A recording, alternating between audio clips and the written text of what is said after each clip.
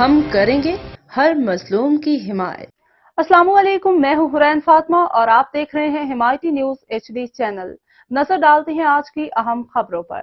ڈکیتوں کا drama, SHO سکھن نے بے نقاب کر دیا۔ ملزمان نے موقع واردات سے فرار ہو کر خود کو ڈکیتوں کی فائرنگ سے زخمی ظاہر کیا۔ موقع واردات پر پہنچے تو ایسے کوئی سراغ نہ ملے کہ ڈکیتی یا فائرنگ ہوئی ہے۔ پولیس کراچی ظہیر عباس کی رپورٹ، بھینس کالونی کے باڑہ مالکان ڈکیتوں کی فائرنگ سے زخمی ہونے کے ڈرامے کا SHO تھانہ سکھن زبیر نواز نے پردہ چاک کر دیا۔ دونوں زخمی ہونے والے خود ڈکیت نکلے اور قذافی ٹاؤن مسجد الہدا کے قریب ڈکیتی کی واردات میں فائرنگ کر کے ایک خاتون سمیت 3 افراد کو زخمی کر کے مدعی کی جوابی فائرنگ سے زخمی ہوئے تھے۔ ملزمان اور زہیب اور عامر زخمی ہو کر بھینس کالونی اپنے باڑے میں پہنچے تھے۔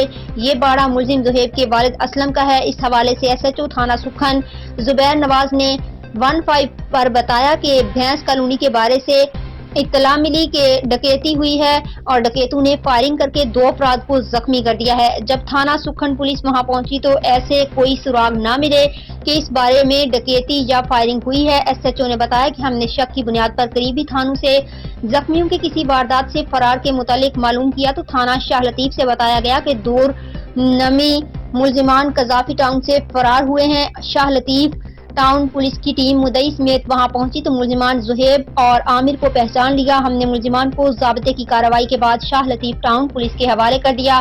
زخمی ملزمان کو جناح اسپتال منتقل کر دیا گیا ہے۔ SHO شاہ لطیف ٹاؤن محمد وکیل نے بتایا کہ قذافی ٹاؤن میں شاہ لطیف ٹاؤن کے رہائشی مدعی سرفراز 3 ولد سردار علی کو لوٹ مار کر کے دوران فائرنگ کر کے مذکورہ افراد کو زخمی کر چکے تھے اور مدعی کی جوابی فائرنگ سے دونوں زخمی ہو کر فرار ہو گئے تھے۔